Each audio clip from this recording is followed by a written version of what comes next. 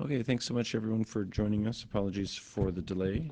From the Legislative Building in Regina, we have Rural and Remote Health Minister Warren Kaeding, as well as SHA CEO Scott Livingstone. We'll open with remarks from Minister Kaeding and Minister Livingstone as well, and then we'll open up for questions. Minister? Good afternoon. Thank you for joining us. Today, we are reporting 42 new cases. The vast majority of the new cases are related to a growing outbreak in a number of Hutterite communities and other neighboring communities in southwest and west central Saskatchewan. The affected areas include the following RMs in all communities, including Hutterite communities within those RMs. The RMs of Maple Creek, Auvergne, Bigger, Eagle Creek, Grandview, Harris, Kelross, Lac Peltier, Newcomb, Purdue, Pleasant Valley, Prairiedale, and Tramping Lake. The affected area also includes the city of Swift Current. The SHA is working closely with the Hatarian Safety Council, local Hutterite leadership, local municipalities, and the business community to control the further spread of the virus. Of course, this includes aggressive testing and contact tracing, which has detected these positive cases and will likely find many more in the days ahead. Earlier today, the SHA announced that visits to long-term care homes in communities in the affected area will be temporarily restricted to outdoor visits and end-of-life care. It is crucial that we continue to keep the spread of COVID out of our seniors' homes and that we protect our loved ones in those facilities. Also today, we are asking everyone in the affected areas to take the following steps to protect yourself and others and reduce further spread of COVID-19. Stay in your home community as much as possible. Self-isolate and get tested if you are feeling unwell at all. Self-isolate and get tested if you've been in contact with anyone who is known to have tested positive.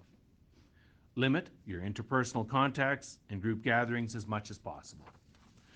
Of course, this is in addition to all of the other good practices that we should all be following, like physical distancing, washing our hands often, and wearing a mask when physical distancing isn't possible. At this point, we're not issuing any new public health orders or ordering any closures specific to that area. We believe that by following these recommendations, local residents can help get this outbreak under control. I know this is asking a lot.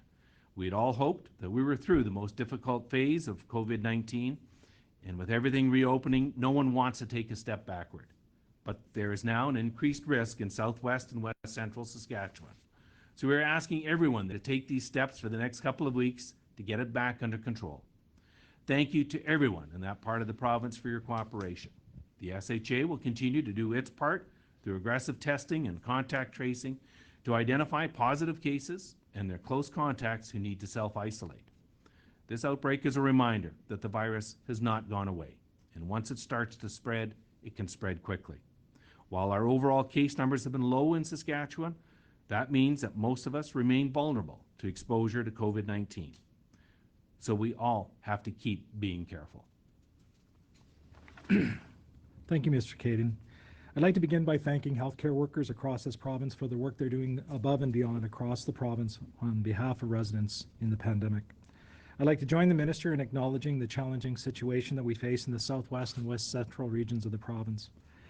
I'd also like to indicate that I'm encouraged to work with local Hutterite leadership and the Hatarian Safety Council. We had a meeting this morning with a number of leaders from across the province to discuss next steps and how we continue to collaborate with our aggressive case finding and active tracing.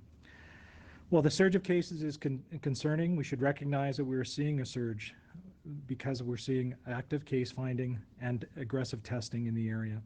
You cannot contain what you cannot see. This is why efforts have scaled up in the areas, with testing sites now working longer hours and more days. We've also been deploying testing directly to affected areas whenever and wherever it's needed to lower barriers to access. Locally, plans are in place to enhance testing with additional resources from both the community as well as deploying staff from other areas of the province. We've also opened up testing to anyone who would like to be tested. This is starting to show an increase in the number of referrals across the province. Additional precautions have been put in place, including reintroducing significant visitor restrictions in long-term care and our healthcare facilities in the affected areas. Finally, I'd like to share, anecdotally, we should be encouraged when we face this situation in southwest and west central Saskatchewan. As of yesterday, our medical health officer in northern Saskatchewan shared that we no longer have active cases associated with that significant situation in the northwest of the province. While we know there's always areas that we can improve, there continue to be risks regardless of location across this province. The northwest situation tells us that we can fight this virus successfully if we work together with communities, healthcare practitioners, and the citizens of this province. Thank you. Thank you. We had a delay on the phone. Minister, would we be able to just repeat the list of communities that you had?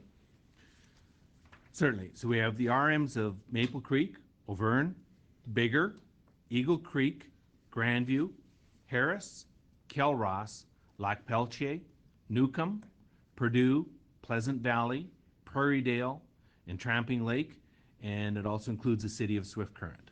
Perfect, thanks. We will now move to questions, and we'll take our first question on the phone line. We have Alessandra Carnero from CTV. Hi there. My first question is, earlier today, I spoke with people who are living in the colonies, the Hutterite colonies, who have family members that are sick currently, but have not gone for COVID-19 testing. They have the symptoms, they believe that they might have it, but have not gone to a testing center because they think it's safer for them to stay at home. They're wondering when a testing site will come to them and if that's going to happen. So throughout the work with Hutterite colonies in the southwest and west central, we have been bringing staff on colony when invited. We haven't showed up unannounced, and we also have, as I've said, expanded testing centers across. In this specific case, what we will do is follow up with the Huttarian leadership, because if there is somebody that wants us to be there, we will certainly come and do whatever testing we can. Typically, we've been going door to door, once on colony, and doing risk assessments, harm reduction, reminding folks of public health orders and how to mitigate the spread of the disease. But certainly, there is no barrier for us to coming on actually right now, other than being invited and knowing that people want us there. Do you have a follow-up question, Alessandra? So the next question is a little connected here. What's the reasoning behind not implementing stricter enforcement in the areas affected, like we saw in the far north a few months ago? Will that be happening, and will it be implemented? Well, that's something that we're having ongoing conversations. Certainly, as Scott alluded to this morning, talking to the Huttarian Safety Council as well as Huttarian leadership. I know I've been engaged with community leadership in the area. We look at the Northwest, and the Northwest had asked for this to occur in their communities, and we were able to respond. I would say right now, with the limitations we've got in place, with the limitations we put into long-term care, I would say we're going to monitor how this is unfolding. Again, we look at the success that the Northwest has had, and with 0 cases now, knowing what it takes in that area specifically, we're able to get it under control. Certainly hoping that with some of the limitations we put in place in the Southwest, that we can go with the current limitations, but we won't preclude that we would take more if we deem them to be necessary. We'll take our next question on the line. We have Ashley Martin with the Leader Post. Hi, my first question is, on Monday, Dr. Shahab used the word sporadic to describe some of the other cases. So how many of these cases are connected to the communal living, and how many are sporadic? So I don't have the exact delineation of numbers, but we can certainly follow up. But I can tell you that there is at least, the last I'd heard, there was more than 10 cases completely unrelated to cases on colony and completely unrelated to each other. So this is, as Dr. Shahab also mentioned earlier, I think it was 8 earlier this week. As we continue to see cases outside of both, the communal living arrangements, it's where we're seeing that contact tracing happen. So there are a number of cases outside, and they are spread across the Southwest. They're not isolated to a single area. So as we get farther into our aggressive contact tracing, we'll have more information, and we can have medical health officer follow up with the distribution of cases. The vast majority are on colony, but we do have cases across the community in the southwest and northwest or west central area, which is a concern as well. And as you know, when we go into those communities looking for contact tracing, it's important. It's why you're seeing some of the public service announcements where we don't have the ability to follow up, or people have been in restaurants or businesses. We are issuing public service announcements and notifications to the area in the province so that people are aware and that there has been COVID detected in that community and can come follow up for testing. Do you have a follow-up question, Ashley?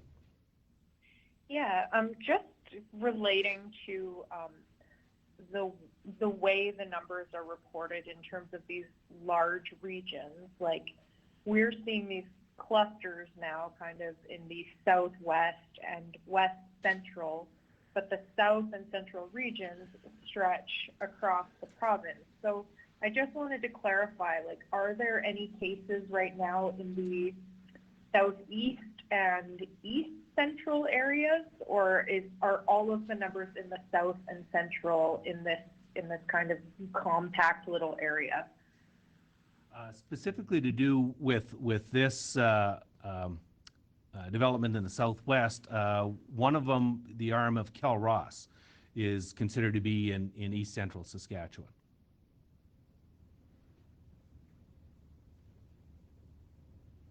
So that's the only one that's like there are no cases like in Weyburn or Yorkton right now. Not that we've identified through this, no. We'll take our next question in the room. I'm just wondering, again, back to the restrictions. We locked down a great portion of the province, and there were only 25 active cases at the time. Now we're seeing, almost 90 cases here in this smaller area. Why not apply the same rules or even have checkpoints, restrictions, things like that, or are those in place? So I think you might get people in the north complaining that there's different rules for different parts of the province. Well, as I indicated before, the community leadership in the Northwest had almost uniformly asked for these restrictions to be put into place. And, we've certainly been having these discussions with the Safety Council, the How to Write Safety Council, with How to Write leadership, with community leadership in the area. And right now they haven't deemed that to be necessary. It's not to say that it couldn't be if we were not getting the cooperation, the tremendous cooperation actually that we have been with How to Writes in particular. We would maybe have to consider something like that, but right now I think with the cooperation and the willingness of these communities to work with restrictions, to work with the testing in their communities, it hasn't. They have not asked for that to occur in their area. What went wrong with this, as far as it getting to many different communities? Was there not enough communication? Was there a lack of leadership early on? What are you pointing to see, how this is our largest daily case? I know we're doing more testing and we're doing contact tracing, but I know this wasn't what we hoped for at this point. Right. And I wouldn't say that anything has gone wrong. I mean, it's so difficult to predict as to how or where this is going to affect people. It's an ongoing. I guess we haven't we haven't termed it to be a short-term process. This is a long-term process that we have to go through, and again, always trying to understand how this is going to evolve, how it's transmitted. We can have a number of weeks gone by where we have absolute minimal number of cases, and then all of a sudden we see this expansion of cases. And there too, numbers we're certainly saying is that when you're certainly in these cases with our How to Write colonies, that when you start going door to door, you will now be finding more cases as well. So that certainly increased our numbers. We'll take our next question on the line. We have Connor O'Donovan with Global. I touched on this a few times, but I noticed in the warning last night it mentioned aggressive contact tracing. Can you maybe speak a bit about that aggressive terminology and how the contact tracing, with this outbreak compared to kind of the usual contact tracing?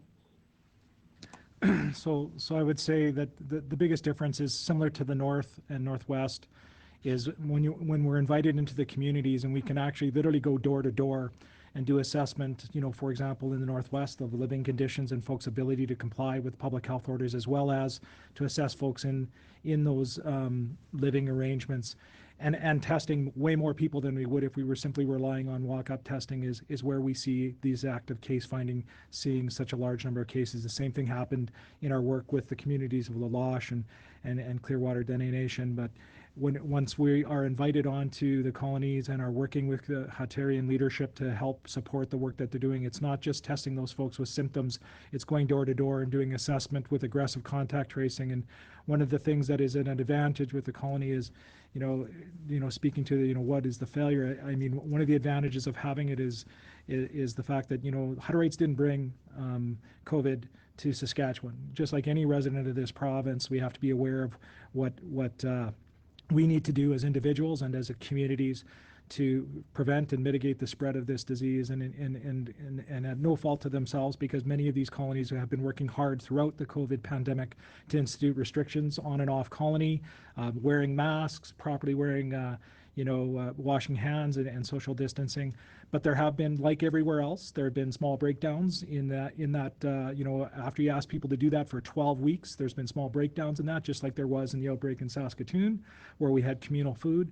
And so I say the biggest difference between aggressive and active is the fact that we're actually on colony, going door to door, and we typically don't do that. And when we learn from our experience up in La Loche, going door to door is much more successful. It allows us to identify cases early on, do aggressive contact tracing. So within 48 hours, we have 90% of contacts traced. It's a lot easier to do that in a contained communal environment. And it's one of the reasons why we believe that with this ongoing leadership from the Hatarian Safety Council and other Hutterite leaders across this province, we'll be successful in containing this, in the short term. Do you have a follow-up question, Connor? Sure, you sort of answered it there, but would you say that that door-to-door process is the biggest takeaway from the work that is done up in the north with the outbreaks there? Given that situation has really, come down in its severity. Well, I think it's I actually think it's more than that. I think the community leadership and the leadership that was shown in the Northwest, similar to what we're seeing now in the Southwest and West Central, has gone a long way to helping support, the work we do. When you have the leaders supporting us coming into communal living or into family environments where we can actually do our testing and see and support those things that beyond the testing and contact tracing, what other things can we put in place to help people support mitigating the disease? That's to me would be the biggest success. We'll take our next question from the phone lines. We have Britton Gray with CJME. Yeah, hi. I'm just wondering, with the Southwest kind of being a major tourist attraction, you're saying that not all these cases are involved with communal living situations. Is there a concern about the increased traffic in that area? Well, I think, as we've reopened the economy and reopened the healthcare system and understand that we can't be under severe restrictions across COVID, and we're planning, and not planning, but we're living with COVID on a day-to-day basis, we just have to be cognizant of the fact that through the summer months, similar to PA, an area where we see lots of people going up to Lake Country, North Battleford, lots of people going up in the Lake Country, yourself around Southwest and the leisure activities there, is we just need to make sure people are reminded of the fact that we still are in a pandemic. We still know how to best contain that disease, and that is through public health restrictions, proper hand hygiene, social distancing, wearing a mask when you can't do that. So I think it's always important for folks to be diligent and aware of what's going on, and even more so during the summer months as we try to enjoy being outside and at the same time living with this virus, which is going to be with us for months. Do you have a follow-up question, Britton? Yeah, obviously with the travel and everything's kind of related, but how big of a concern or how high is the threat level that this could start spreading elsewhere right now? Well, I think the threat level is evident by the fact that we've notified, this area of the province of our heightened level monitoring and heightened level of cases. With respect to the spread, I mean, again, how we do with respect to contact tracing and tracking down these cases, and more importantly, how people abide by our public health orders is going to be the biggest determinant of where the disease spreads. The disease doesn't move on its own. It takes a human being to do that. And as long as folks are being diligent and coming in for testing, we've opened up testing for a reason. We want to find those cases as quickly as we can. We want to contact trace as quickly as I can. And those two components of the strategy, together with the third leg of the stool, which is public health orders and our hand hygiene and social distancing, are what's going to get us through these outbreaks. We've always been aware that these outbreaks and small clusters, surges, new cases are going to pop up on an ongoing basis, whether it's 5 a day or 40 a day. I mean, nobody wants to see the big numbers, but we're not surprised when we do see them, when we're being as aggressive with contact tracing in that area of the province. We'll take our next question on the line. We have Anna McMillan with Global.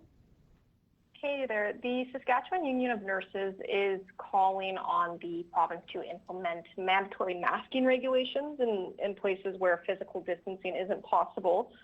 Just wondering if that's something that you folks are actively considering, and if not, why not?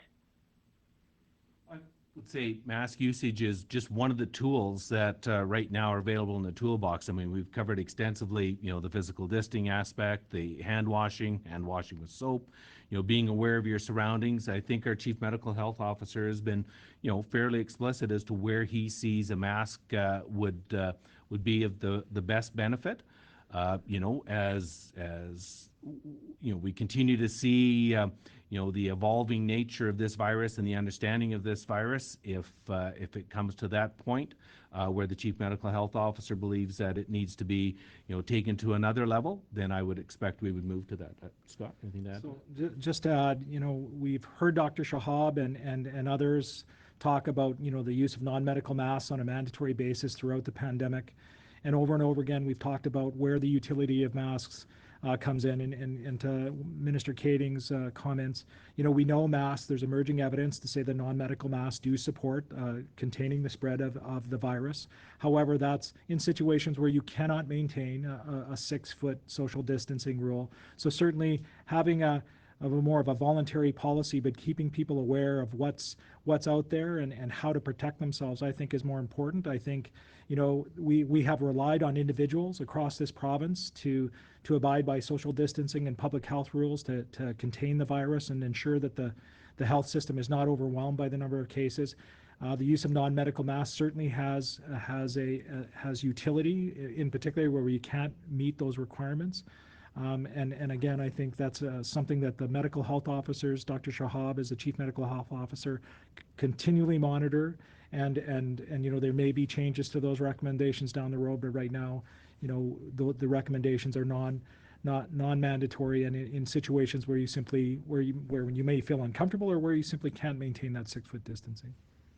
Do you have a follow-up question, Anna? Yeah, I think that just kind of makes the assumption that people are going to follow the rules. And, you go to your local grocery store, you take a look at the beaches we've seen packed with people, and it's pretty clear that a lot of people aren't following the rules. They're not physically distancing.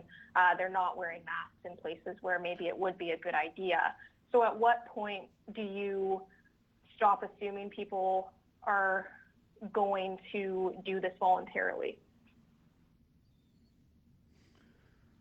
Well, I would say we have relied on people to adhere to the public health restrictions, coming for testing when they have a sniffle or any symptom, and now no symptoms at all, and ensure that as they're going on their day-to-day lives, they're cognizant of what their contacts are for the last couple of weeks, because that certainly supports the work we're going to do on an ongoing basis.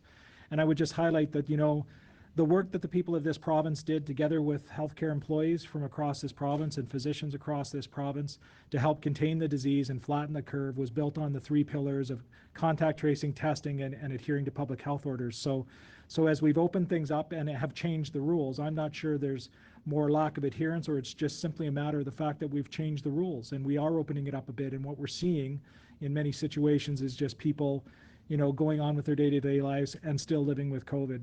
I'm not aware of cases popping up in any situation like a beach or, for example, the rallies that were held earlier on, in June, where people were not abiding, where we had influxes of cases. So I think, we've always relied on people's best judgment and their adherence to this. And certainly there's been breakdowns in that throughout pandemic across the country, across the world. But I think, we should be proud of our record in Saskatchewan with what's been happening. And I'm not, to me, again, I think we would consider what would happen with a mandatory masking policy if we were starting to see things that we could definitely identify were strictly related to that type of transmission.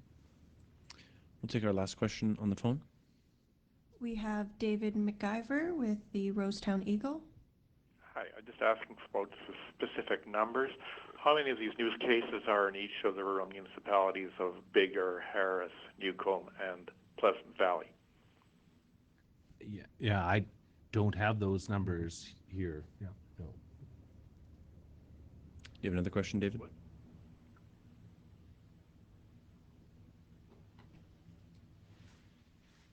No? And we'll take the last question in the room. Adam, do you have another question? Yes. Why isn't mask usage as part of the safety precautions that are listed that went out today to the affected communities? Things like 2-meter distancing. Why is it not just even a suggestion on there?